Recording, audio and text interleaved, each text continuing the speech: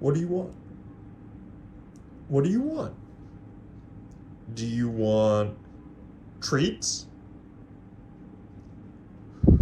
What do you want? Do you want a great racing game with unbelievable sports history behind it? Then check out this review of F1 23. What makes Formula One exciting?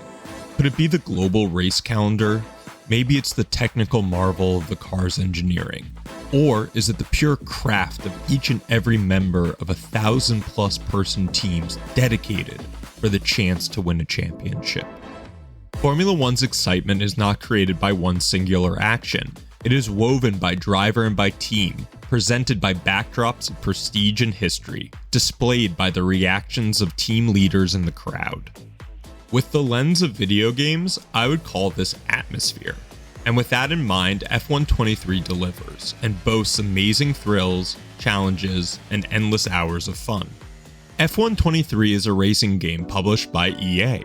I've played these games since 2011, and there have been a lot of bad years for this franchise. I can confidently say that F1 23 is one of the best iterations of the game to date. You have a lot of different game modes to choose from, which is nice. You can start a career as a driver or yourself, choosing which team to begin your journey with. I love how detailed they got the interiors of the cars. It really feels like you're in a Williams or a Ferrari. You have your time trial mode, which can be a lot of fun. F1 qualifying revolves around timing, so getting your fast laps down helps immensely. You can start in F2 as well, the series before Formula One, which is a cool mode that I've never used. Of course there is online play, but I tend to shy away from this, even in ranked mode. Some people just don't know how to drive. You can join leagues which have a lot more oversight if that's more your jam. The cars feel great to drive. Finding the limit is thrilling, and seeing the gap between the person ahead of you getting closer, there's no words to describe it. You can drive on all the courses for the season and a few extra ones, which is nice. I just wish there was a way to bring back older tracks or non-raced on tracks. I mean, I know there's a huge licensing turmoil around this, but I'd give anything to race on Road America in an F1 car. F1 23 feels authentic. Hearing Crofty in the background before a race really made me feel like I was on my couch on a Sunday morning. The beloved Suzuka had a couple of unplanned years away from the calendar, but it's now back where it belongs, at the heart of the Formula One season. Playing a full season with a team also brings some RPG elements. You'll need to develop your car throughout the season, which is fun, especially if you started as a lower tier team. Upgrading your engine and feeling the difference on the straights, or getting new aero packaging maintaining the tires for longer, feels substantial and rewarding. You feel like the manager and the driver, which is really neat. Now, why did I start the video about the sport itself? I think it's important when you're looking for a game to understand what you enjoy. If you have loved NASCAR games all your life and don't know a thing about Formula One, it might be harder to get into the racing F1 23 delivers.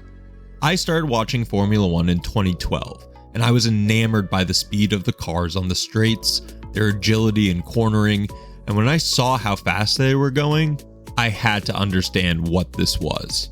I delved into that season, and what a season it was. 7 different winners in the first 7 races, a championship battle going to the very end.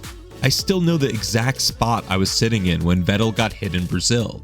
I thought it was over, and yet Vettel pulled off the impossible. Seeing Alonso's eyes staring into the void of despair after arguably the best season he's ever had in subpar machinery, that was more than enough to make me a lifelong fan. There are so many iconic moments in Formula One's history Ladies come together as Hamilton tried to pass on the inside. that it transcends sport and becomes narrative. It becomes tragedy, history, drama. With anything in life, nothing is 100%. This game is far from perfect, and the sport itself as well. Yet, for every boring race, there's an interesting strategy. For every champion, there are 19 other stories for that season. Formula One delivers when you appreciate the whole picture of the sport. If you're looking for a solid racing game, I'd pick up F1 23. If, however, you're looking for a solid racing game and a sport that is multifaceted and complex, I'd highly recommend F1 23 and watching the first race of the season in March.